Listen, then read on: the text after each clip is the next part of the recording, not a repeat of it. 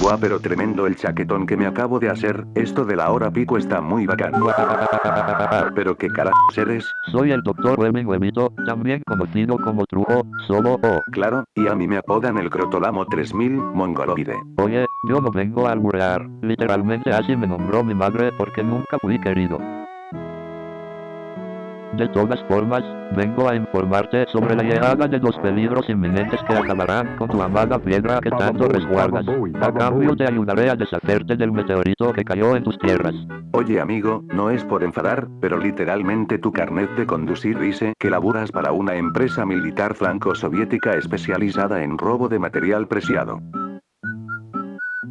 Solamente es un mensaje en clave, realmente trabajo como proveedor de Manaos. ¿Proveedor de Manaos? Eres un genio, por supuesto que trabajo contigo. Llegaba 1992 y Sega la rompía bestialmente con su Mega Drive. Parece ser que la estrategia de marketing con Sonic les funcionó de maravilla, porque las ventas se habían multiplicado en decenas de millones y Nintendo ya los consideraba como un rival. Con la exitosa salida de Sonic the Hedgehog 2, que por cierto, tremendo videojuego de mierda, el equipo americano de Sega claramente se estaba preparando para producir una tercera entrega.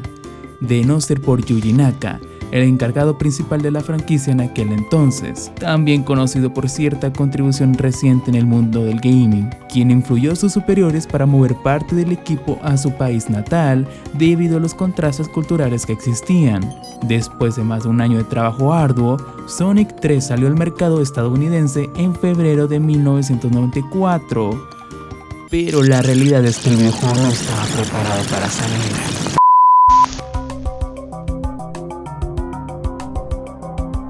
Verán, cuando comenzó la producción del título, se mentalizaron fuertemente con la creencia de que este sería el Sonic definitivo. Era el proyecto más ambicioso y denso que prepararían, por lo que naturalmente se les vino una lluvia de ideas, como cuando planeaban en desarrollar un videojuego enteramente en 3D gracias a un chip que duplicaba el precio de los cartuchos. Creo que Virtua Racing fue un buen beta tester de este producto, después de todo. El punto fue que los conchudos se pasaron de ambiciosos y a tempranas fases del desarrollo se dieron cuenta que saldría más rentable dividir la obra en dos trozos. Además, tuvieron que cortar aún más contenido porque mantuvieron un contrato con la mismísima McDonald's para estrenar juguetes de los personajes en una fecha límite. Así que el Sonic the Hedgehog 3 que tú miras en este instante no es el Sonic the Hedgehog 3 que todos esperaban. Sonic & Knuckles salió unos meses después junto con una tecnología denominada Lock-On que permitía unir dos cartuchos en uno solo. Esa fue la razón por la que esta amalgama se llama como tal, siendo la versión definitiva de un proyecto tan insaciable y odioso. ¿Y realmente vale la pena? No me malinterpreten, pero a lo largo de los años he percibido que la gente lo toma como el mejor juego de la franquicia, siendo un producto que estableció las bases de cómo desarrollar un verdadero juego de Sonic, algo que me causa cierta incertidumbre porque este juicio suele ser muy relativo, más aún considerando cómo es el fandom actualmente. Aunque por hoy, intentaremos descubrir si tal enunciado tiene algo de certeza.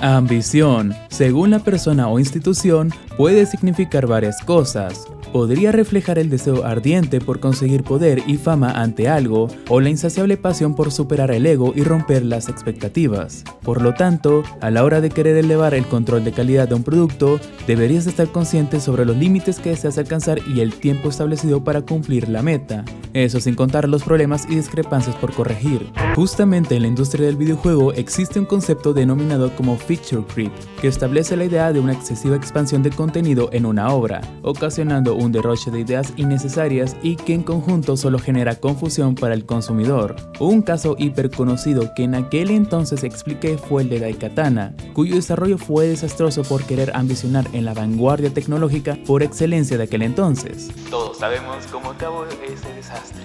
Incluso siendo videos de un corte más cómico y relajado, mis anteriores reseñas de Sonic 1 y 2 implican directamente los problemas de su diseño de juego, pues generalmente faltaba una consistencia que pudiera unir su estructura general, su diseño de niveles, sus físicas, su estética y su narrativa.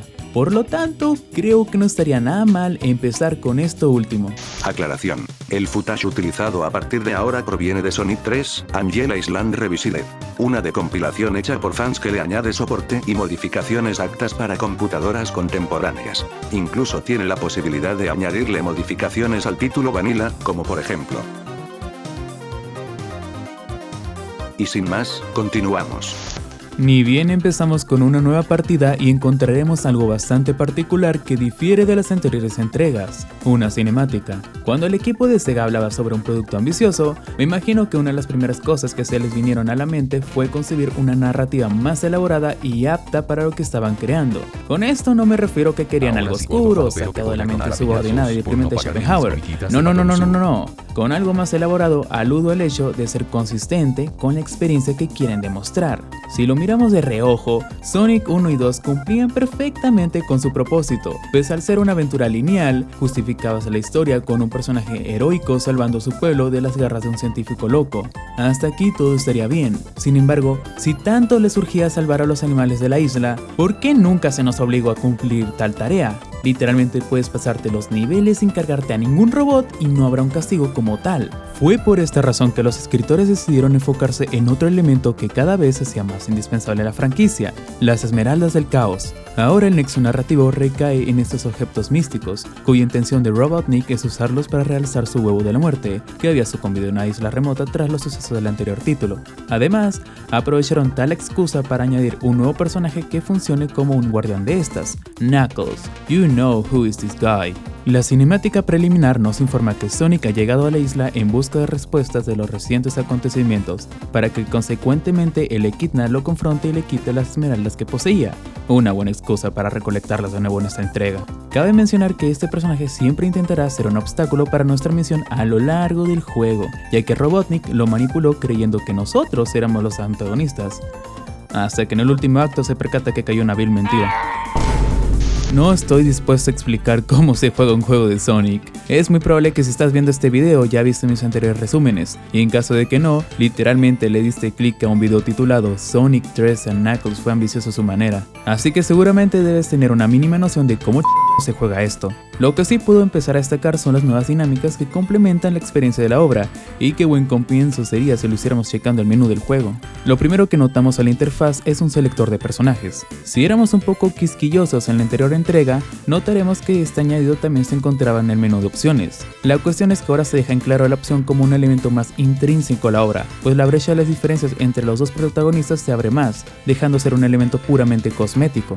En el caso de Sonic, si algo admiro de sus controles es su sencillez. Literalmente con un botón puedes realizar la mayoría de las acciones dependiendo del uso y forma que le demos, y justo en esta entrega respetan tal filosofía con el nuevo movimiento de turno, el Insta Shield, sirviendo como un escudo aéreo que repelerá cualquier peligro inminente mientras su radio de ataque se extiende de manera momentánea. Ayuda bastante a contrarrestar proyectiles que vienen insanamente hacia ti, por lo que el ritmo no llega a ser tan perjudicado.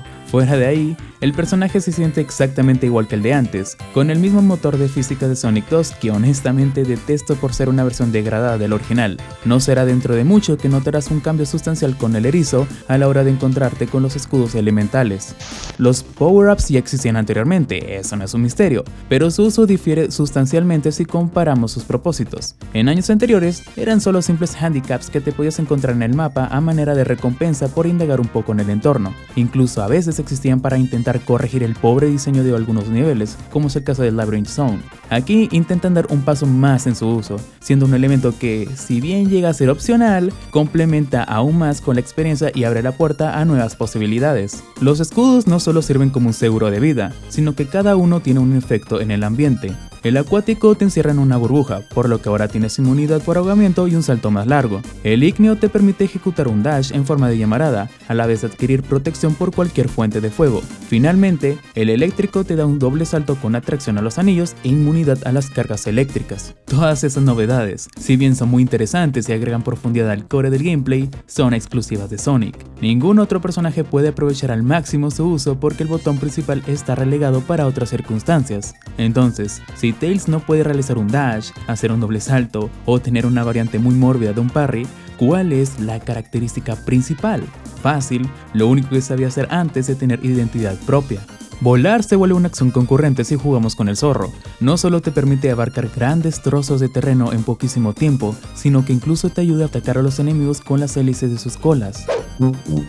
Las físicas del juego intentan compensar tal virtud limitando ciertas cualidades que uno pensaría que estropearían la partida. Por ejemplo, después de cierto tiempo en el aire, Tails se cansará y descenderá lentamente hacia el suelo. Además, su aceleración es muy tardía, por lo que honestamente no es una gran idea querer pasarte los niveles volando.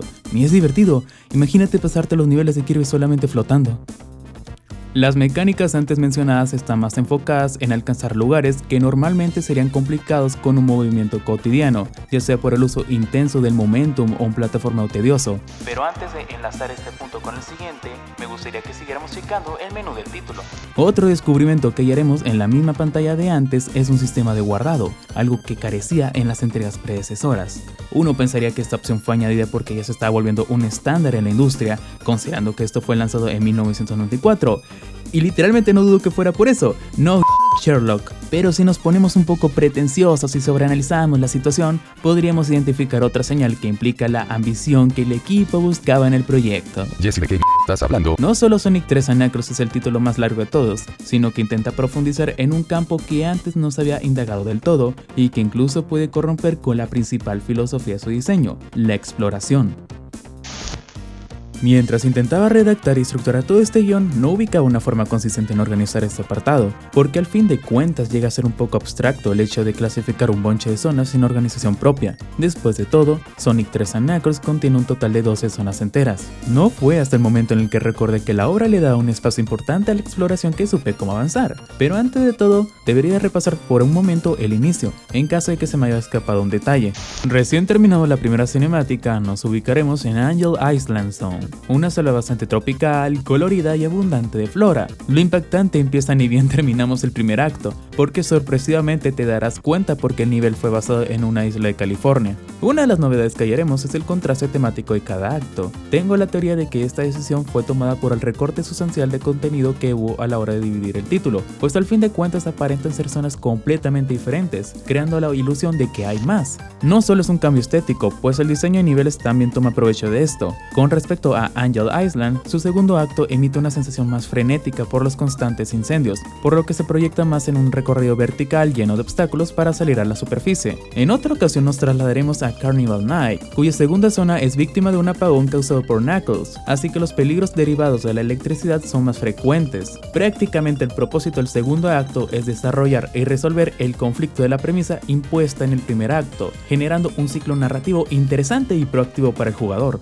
Un detalle muy importante que se me olvida explicar de Angel Island Zone es que, siendo el primer nivel del juego, su propósito se relega al típico tutorial de turno que es común ver en títulos de plataformas. Lo que nadie te dice más adelante es que su estructura se llega a homogeneizar lo más posible con todas las zonas de la obra, como una especie de plantilla, en un intento por evadir un diseño de identidad propia. Perdón si suelo ser algo cansino repitiendo esta frase, pero si viste mi video del primer Sonic, probablemente hayas notado que dividí el resumen entre las 6 zonas del juego, y esto surgió simplemente porque cada una era capaz de hablar por sí sola. Había una discrepancia notoria en la filosofía de Green Hill con la de Marvel, y a su vez ninguna se asimilaba con lo visto en Spring Yard. A lo largo de los años esta franja se ha ido desvaneciendo, y si bien algunos comentan que fue una mala decisión, otros argumentan lo contrario, siendo un asunto de opinión propia por parte de la comunidad. Pese a lo anterior, la obra se esfuerza por mantener una ligera diferenciación entre zonas completamente lineales y enfocadas en la exploración, como podrán haber intuido desde hace varios minutos. Hydro City, Launch Base, Dead Egg, Lava Rip y el primer acto de Sandopolis son niveles que generalmente toman un camino largo pero dividido en muchas bifurcaciones sin la necesidad de volverse un laberinto enredoso. A su vez, los diferentes personajes podrán beneficiarse bastante de las diferentes rutas auxiliares si le dan un buen uso a sus mecánicas, aunque nunca llega a ser un fuerte distractor porque nunca sentirás que los personajes son incapaces de llegar a ciertos lugares debido a sus características. Por el contrario, Angel Island, Ice Cap, Flying Battery, el segundo acto de Sandopolis y Sky Sentry tienen en general un estilo más simplista que les permite enfocarse en la manipulación de las físicas y el momentum sin perder el rumbo por la velocidad. De hecho, esto último se vuelve un punto más indispensable por obvias razones. La exploración llega a un punto tan confortable y cómodo que los desarrolladores se tomaron el tiempo de rediseñar completamente los niveles especiales. En un rato profundizaré sobre eso, pero por mientras toca comentar la manera en la que fueron establecidos durante el gameplay. Ahora es común que te topes con un par de IVs por cada acto, y en Angel Island son presentados de la forma más automática posible para que los jugadores estén conscientes de su existencia. Aquí con que retrocedas un poco en la mera introducción hallarás uno, y si te dejas llevar por la fuerza de la reacción según Newton, descubrirás otro. Su intención es reforzar el concepto de la exploración a una escala que antes no se había establecido, pues le da verdaderamente valor a la experiencia el poder descubrir secretos o abrirte nuevas rutas. Incluso deja a un lado la estupidez de mantener 50 anillos en tu bolsillo si es que deseas acceder a uno de estos niveles, cuando el juego te penaliza duramente si llegas a fallar con este requisito. Lamentablemente no todo es color de rosas, porque si bien es cierto que mejora bastante en muchos sentidos, sigue desplomándose en los mismos aspectos que los anteriores juegos hacían, aunque no de una forma tan crítica. Los gimmicks regresan de la forma más pesada posible, y es irónico que por cada título se vaya incrementando el uso de estos. No dudaría en mencionar que absolutamente casi todas las zonas incluyen por lo menos uno. Y es triste porque si te pones a pensar, incluso varios de esos retroalimentan la experiencia. Por ejemplo, los postes giratorios de Flying Battery o los trampolines de Ice Cap ayudan a impulsar o mantener la velocidad del personaje impidiendo que el ritmo se destruya. Sin embargo, al final de todo nos encontraremos con esto.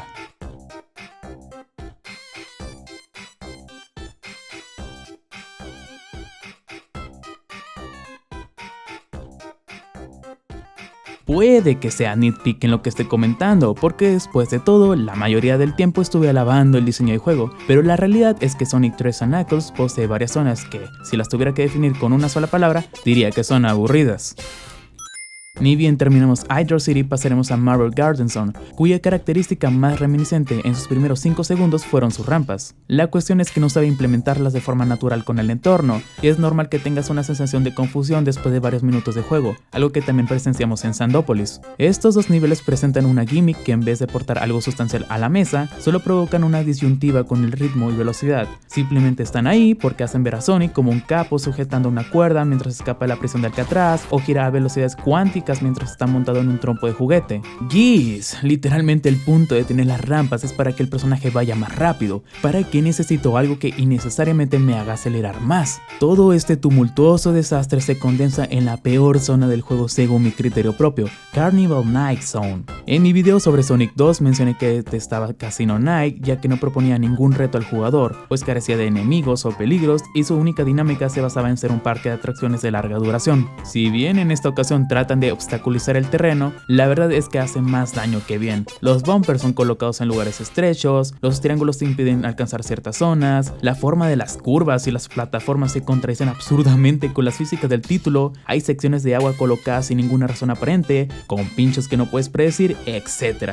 Esto ya sería un poco exageración, pero incluso detesto la dirección artística que ofrece la zona, pues hasta la música o el uso de los colores no me parecen los idóneos para un título de Sonic. Hablando sobre estética, ¿qué tal si damos un paso adelante y comentamos sobre ¿por qué los calcetines de Knuckles son amarillos?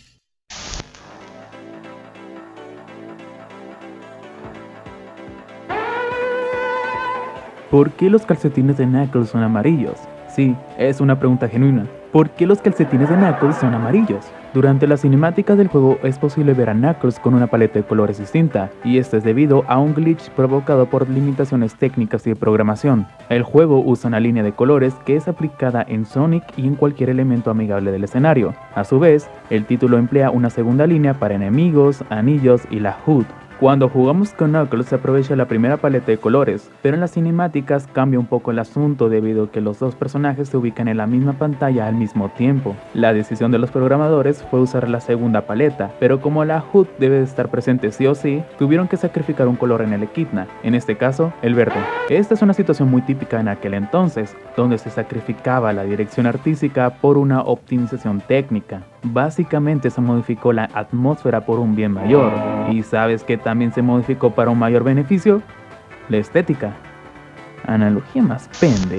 Si tuviera que definir a los 90s en una sola palabra, diría que fueron antisistemas. Esta era destacada por ser muy controversial y edgy, contradiciendo los valores éticos y morales impuestos por la sociedad americana. Los Simpsons atacaban a las sitcoms, los Nicktoons derrocaban a las caricaturas burdas de Hasbro, la WWE se impulsaba como una nueva forma de entretenimiento, el hip hop despertaba como el nuevo movimiento musical y...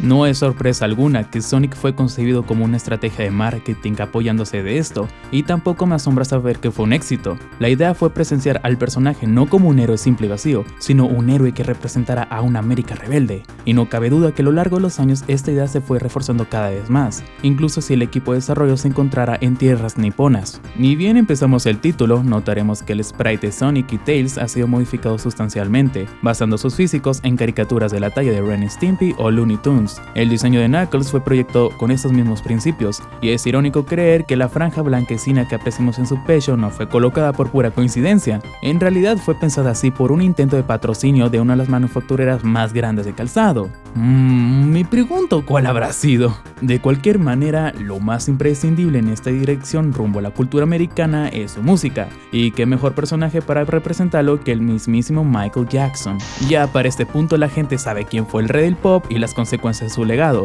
pero un tema un poco desconcertante y de cierto misticismo es su influencia en el soundtrack de Sonic 3. Si bien ya está más que comprobado que colaboró en su desarrollo, hasta el día de hoy se teoriza cuál y cómo ejerció su papel. Muchos han encontrado similitudes en canciones del artista, como cierto acorde progresivo encontrado en Carnival Night y en Jam.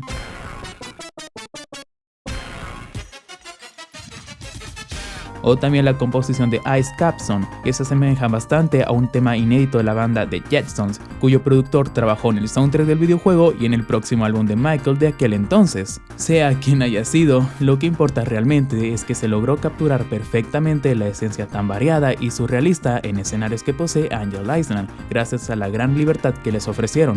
En Lava Riff es común que escuchemos un sonido muy similar al reggae, mientras que en Dead Egg provoca más discordancia con una batería más presente y una melodía muy desgarrante.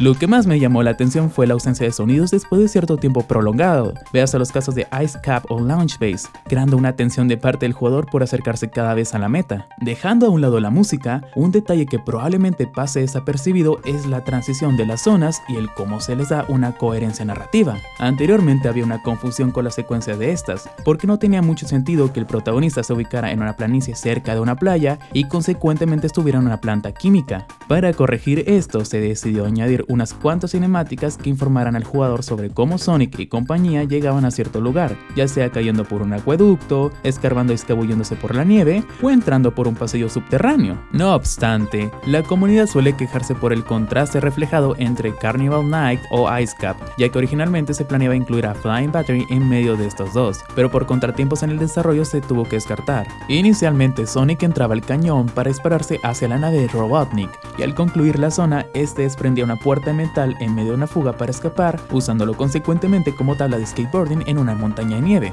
Honestamente, tiene más sentido si lo visualizamos así, porque queda un poco extraño que de la nada aparezca una tabla enterrada, aunque bueno, es algo de nitpicking para este punto. No es como si los desarrolladores reciclaran contenido de anteriores entregas. No por algo el jefe de Flying Battery es el mismo que el de Wing Fortress Zone, que ahora que lo menciono, los jefes de Sonic 3 no difieren mucho de sus predecesores, ya que básicamente funcionan de la misma forma, aunque con un gran paréntesis porque ahora tenemos la presencia de los subjefes, encontrados mayoritariamente en el primer acto. Cabe mencionar que el reto que ofrecen es muy leve, después de todo funcionan como una pequeña cucharada del desafío final, aunque no por eso debieron de desobligarse de la curva de dificultad. Lo digo porque hay enfrentamientos que honestamente presentan una buena amenaza para el jugador, pero a cambio de eso nos encontramos con combates osamente diseñados. Digo, démosle un vistazo a la primera fase de Robotnik en Launch Base Zone, que puede ser vencido sencillamente si te subes a esta rampa y comienzas a atacar a lo bestia. O qué tal el combate en Sandópolis contra un gigante rocoso, cuya forma de eliminarlo es esperar burdamente a que caiga la arena movediza para que inexplicablemente empiece a explotar. Incluso el propio Flying Battery perece de esto con un intento de trampa en forma de cápsula. El chiste es que los brazos mecánicos caigan en el botón del centro, algo sumamente sencillo de esquivar si utilizamos el Spin Dash, que por poco pretende ser un enemigo común y corriente. Tú dirás que estos ejemplos no son válidos porque dentro de lo que cabe son subjefes, pero esta absurdez también es apreciable en los jefes normales, y no me tengo que poner quisquilloso para identificar a varios de estos. En los primeros segundos de nuestra pelea contra Robotnik en Marble Garden pueden ser aprovechados para quitarle casi toda la vida disponible, haciendo parecer a la batalla como un completo despropósito. El combate en Carnival Night Zone es hasta peor en todos los sentidos, porque repite una gimmick que había sido presentado en Hydrocity, donde las máquinas del antagonista crean un torbellino que atraerán al jugador. La diferencia es que al menos en su versión original se nos ofrecía varios intentos para aniquilarlo, volviéndolo todo más proactivo.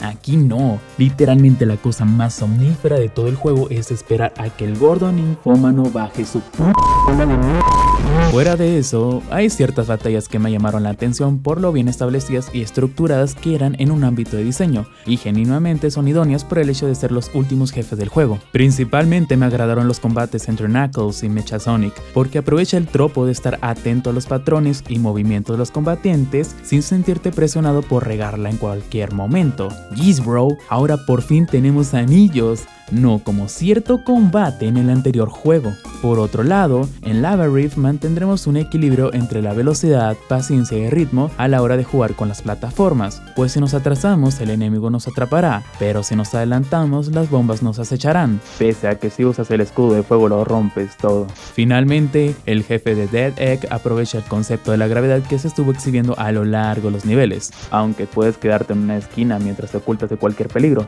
en este caso que ejecución más fea. Y si bien no me agrada la batalla contra el Eggman Robo, cinemáticamente es una experiencia satisfactoria. Algo que se me olvidaba destacar eran las fases bonus, cuyo propósito es presentar una experiencia auxiliar y opcional al jugador, siendo estos recompensados si se llegan a cumplir ciertas condiciones. Se acceden por medio de un portal que aparece encima de los checkpoints, constando de 3 tipos de acuerdo a la cantidad de anillos que se posea. El primero simula un dispensador de caramelos, el segundo una máquina de casino y el tercero un campo de energía gravitatoria. Cada nivel intenta aprovechar el motor de físicas a su beneficio, por lo que ocasionalmente el momentum tendrá un papel importante a la hora de desenvolverse en el entorno, incluso mucho más que en el gameplay cotidiano. Un caso contrario serían las etapas especiales a las que anteriormente aludía. La característica más notoria es que ni bien empezamos a movernos, nos ubicamos en un espacio tridimensional con libre control. El objetivo primordial es consumir todas las esferas azules esparcidas por el mapa, impidiendo a toda costa el contacto con las rojas, pues de lo contrario perderemos la oportunidad de obtener una esmeralda. A veces habrá ciertos handicaps en el camino que facilitarán el reto, como una esfera amarilla que te proporciona un salto inmenso, u otra con una estrella en el centro, que funciona como una especie de bumper o parachoques. Si el jugador camina sobre el perímetro de un grupo de esferas, puede transformarlas en anillos, independientemente si son azules o rojas. Es un puzzle sutil y divertido de resolver, cuya contemplación te puede recompensar con un gran bonus en el puntaje, en caso de que puedas recolectar todos los anillos posibles, añadiendo un buen incentivo a la aventura. En general es un conglomerado de desafíos que funcionan mecánicamente con lo que pretende la obra. La verdad es que sabe respetar muy bien los principios de pues siempre invita al jugador a que termine lo más rápido los niveles, ya que de lo contrario la velocidad del personaje aumentará constantemente, llegando a un punto en el que si bien no es imposible, sí se dificulta considerablemente el manejo de este. El único problema que le encuentro a todo el conjunto son sus controles y lo tardío que son a la hora de responder, aunque sencillamente se podría justificar considerando las limitaciones técnicas de aquel entonces. Digo, Sonic 2 también sufría de este tipo de problemas e incluso peores. Cuando consigas las 7 esmeraldas tendrás la oportunidad de adquirir el Super Estado, que bueno, todos saben su función, básicamente la copia descarada del Super Saiyajin.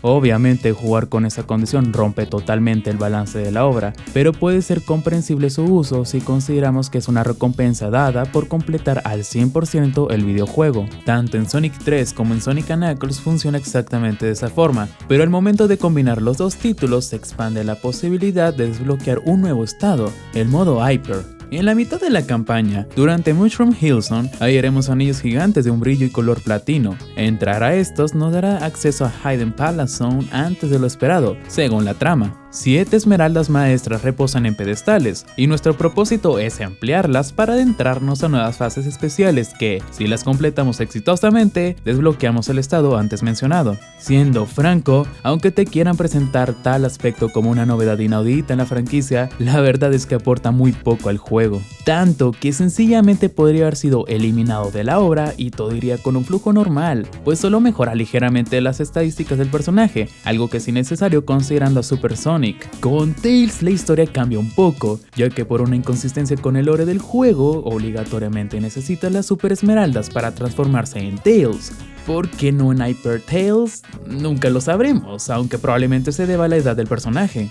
Finalmente todo concluye con el último arco de la campaña. Aprovechando el tema que recién estaba comentando, el hiperestado no afecta o modifica nada a esto. De hecho, las dos transformaciones tienen el mismo efecto en la historia. A partir del momento en que se descubre la trampa del Dr. Robotnik, el trío se une para transportarse a Sky Sanctuary y llegar a toda costa al huevo de la muerte. Después de unos tumultuosos contratiempos, la pandilla tiene el combate final contra el antagonista para recuperar la Esmeralda Maestra. Si juegas con Tails, el final se reduce hasta aquí, pero en caso de que controles a Sonic y hayas recuperado las gemas, accederás a una zona secreta, consistiendo de la verdadera batalla final. Mecánicamente diría que no es tan ambiciosa como uno pensaría, simplemente pasaremos a jugar un shoot 'em up horizontal donde seremos presionados por el constante peligro de perder a falta de oxígeno. La dinámica consiste en recolectar la mayor cantidad de anillos posibles mientras intentas eliminar la nave en el menor tiempo posible. Si bien no lo sentí como una batalla pesada, tanto la temática como su dirección artística lo hace ver como una experiencia cinematográfica de alto calibre, generando una tensión por concluir un arco tan épico y glorioso que todos estamos esperando, algo así como cuando Luke Skywalker logra explotar la Estrella de la Muerte en el capítulo 4 de Star Wars. Después de derrotar a Robotnik, Tails llega con el tornado para recuperar la Esmeralda. Honestamente me sentí como un tonto al saber que es imposible sacar el verdadero final sin recoger nada, pues realmente el que hace toda la labor aquí es el avión con su brazo mecánico. Con tal contexto, no debería de existir razón alguna por la que no puedas recuperarlo. Pero bueno, esto fue Sonic and Tresanan. En realidad todo continúa la aventura. En una pantalla post créditos que francamente no recuerdo su origen, visualizamos lo que aparenta ser un teaser. ¿Su propósito el jugador? Recordarle que el juego continúa. Con Knuckles. Hay una constante discusión dentro del fandom de Sonic por considerar esta campaña como algo canónico o no, como si importara el canon de Sonic. Uno pensaría que es una historia paralela a los sucesos principales de la trama, pero en realidad no colinda con el argumento por el simple hecho de que el Echidna es nuestro rival para aquel entonces. Tampoco tiene sentido que se ubique después, porque aparecen estructuras o zonas que cronológicamente se encuentran destruidas o de plano ya no existen, como por ejemplo Flying Battery Zone, siendo una aeronave de Robotnik que se destruye inmediatamente después de completar el nivel. Para no hacerme bolas, voy a tomarlo como un retelling no canon de los sucesos del juego. Prácticamente es la misma campaña de Sonic, aunque con un diseño de niveles parcialmente renovado. Sigue siendo las mismas zonas, obviamente, pero se le agregan ciertos añadidos que pueden complementar al personaje de Knuckles. Así como Tails no puede aprovecharse totalmente de los escudos elementales, carece del Insta Shield y para acabarla su salto es más corto, que beneficia a Knuckles a comparación del resto. Fácil, al ser un personaje más pesado, se le facilita destruir secciones o estructuras sin necesidad de emplear el Spin Dash. Además, adquirimos la habilidad de planear en el aire y escalar en paredes. El diseño usa tales elementos a su beneficio para dar un plus de desafío a las zonas, aportándole un mayor enfoque al plataformeo y no tanto en la velocidad. A veces las zonas cambian radicalmente, mientras que en otras solo se les aplican pequeños retoques como un camino adicional o algo por el estilo. No obstante, al contrario de lo demás, el final sufre drásticamente. De hecho, se recortan etapas y la última zona es Sky Sanctuary. Nuestro combate final es contra Mecha Sonic, como podrán suponer, y aunque me agradó su batalla como un jefe de turno, la verdad es que falla estrepitosamente como la pelea definitiva. Intentaron ser lo suficientemente considerados para añadirle una nueva fase, donde aprovecha la Esmeralda Madre para transformarse en una versión más poderosa e inigualable. Lamentablemente fue una oportunidad desaprovechada porque lo único que hace es lanzar bolas de energía con una velocidad más explorable que el movimiento de Silver en 2006. Después de aniquilar al robot, pues no queda de otra, simplemente en eso concluye el juego, de una vez por todas.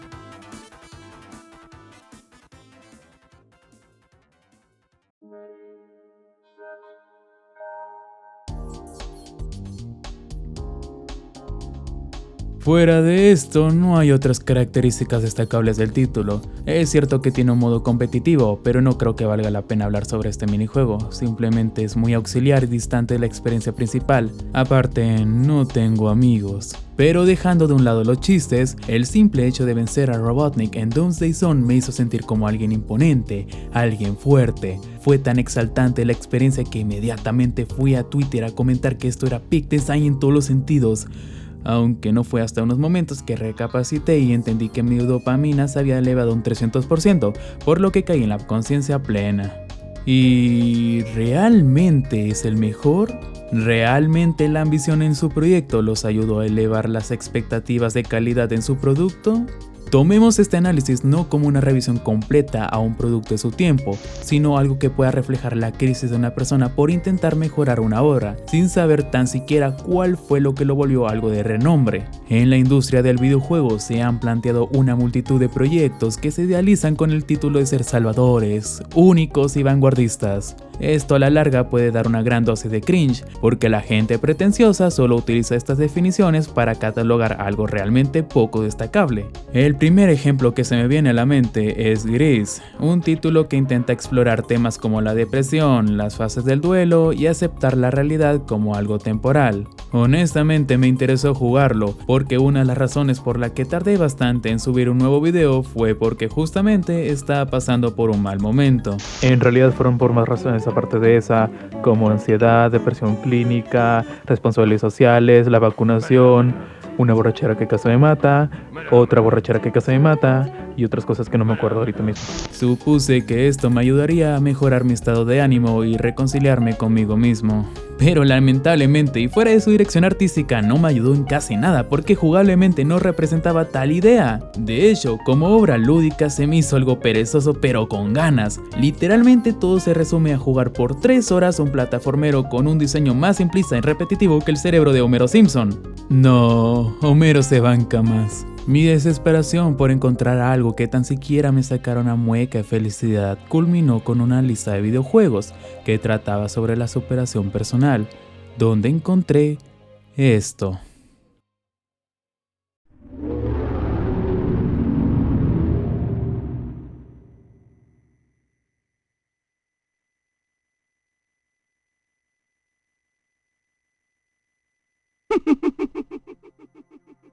Muchos juegos sueñan con la ambición de romper los esquemas de algo, sueñan con arreglar problemas que se sufren desde lustros y décadas, sueñan con el deseo de destacarse como algo único y que nunca se había hecho. Pero nunca consideran que ese algo ya había rompido esquemas, ya había arreglado problemas y destacaban ya por ser únicos. Majora's Mask es un juego que pretendió simplemente ser una secuela de Ocarina of Time con una historia más oscura, pero nunca pretendió ambicionar como algo revolucionario. Después de todo, literalmente fue un proyecto hecho con las patas en un año. Irónicamente, la gente considera su precuela con esa definición, pero a lo largo de los años la gente se ha dado cuenta que fue un proyecto que le faltó definirse en muchas cuestiones. Majora's Mask logró adaptar el concepto del duelo y la superación emocional como un aspecto íntegro pero sutil al gameplay, y Gris no lo logró por ambicionar en el concepto. Con la franquicia de Sonic se sufre algo parecido, porque parece que están en constante lucha por encontrar una consistencia que no existe en su calidad, y honestamente es algo que se ha percibido en sus inicios. Muchos reclaman que Sonic 3 and Knuckles es el mejor juego que ha existido en la franquicia y lo comparan con el constante esfuerzo de los desarrolladores por elevar la barra. No estoy diciendo que ese título sea malo, porque no lo es y de hecho lo recomiendo sin duda alguna. Es una obra que logró pulir y mejorar varios de los problemas que tenían sus predecesores. Ahora, ¿realmente es el mejor de la franquicia? Honestamente lo dudo mucho, siento que es una afirmación bastante apresurada, y en caso de que fuera el mejor de la franquicia, diría que es una decepción total porque aunque siendo bueno, sufre de bastantes problemas que claramente observamos a lo largo de este video. Lo que verdaderamente importa es saber si propuso un estándar fuerte y directo para la franquicia, y enhorabuena, sí lo hizo, pero no fue la correcta decisión. Sí, Sonic 3 and Knuckles impulsó la franquicia a niveles que nunca se hayan visto, tanto narrativa como jugablemente. Su dirección artística es hermosa y mostró realmente lo que la Mega Drive puede llegar a niveles técnicos. Pero le faltó enfocarse en un tema que sinceramente debió de haber sido lo más importante e indispensable en un inicio: su concepto estrella, la razón por la que fue diseñado en primer lugar, la velocidad. No creo que puedas llamarte un estándar si repites estrepitosamente una estructura que fallaba desde hace años. No creo que puedas llamarte ambicioso si nunca exploraste verdaderas soluciones para arreglar un diseño de niveles que contradice con tu filosofía. No creo que puedas llamarte como auténtico y original si solo reforzaste y mejoraste la fórmula pasada sin intentar algo que modificara sustancialmente el core del juego. Y definitivamente no arreglaste el problema desde las bases, solo lo mejoraste desde una perspectiva superficial. Lamentablemente esta obra no solo sufre de esto. Por algo dije que la saga padece de un problema de consistencia, y es que casi nunca le supieron dar una verdadera importancia a la velocidad, algo que lo hiciera parecer como un factor indispensable, que si se lo removieras afectaría gravemente al título. Afortunadamente, solo ciertas ocasiones se han zafado de este conjuro, y es irónico pretender que, así como Majora's Mask, este videojuego haya querido ambicionar para corregir un problema, cuando hace un año alguien ya lo había solucionado.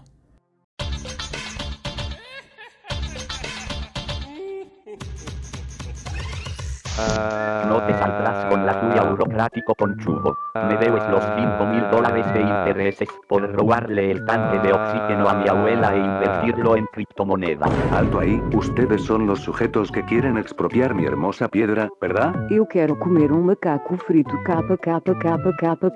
¿Qué? En realidad perseguimos a este yorbo falopero por robarse todo nuestro dinero en inversión por criptomonedas. Viejo, ¿quién cae en esas estafas al día de hoy? ¿Qué? ¿Daedalus no tiene app en Android? Oh vaya, parece que caí en un fraude.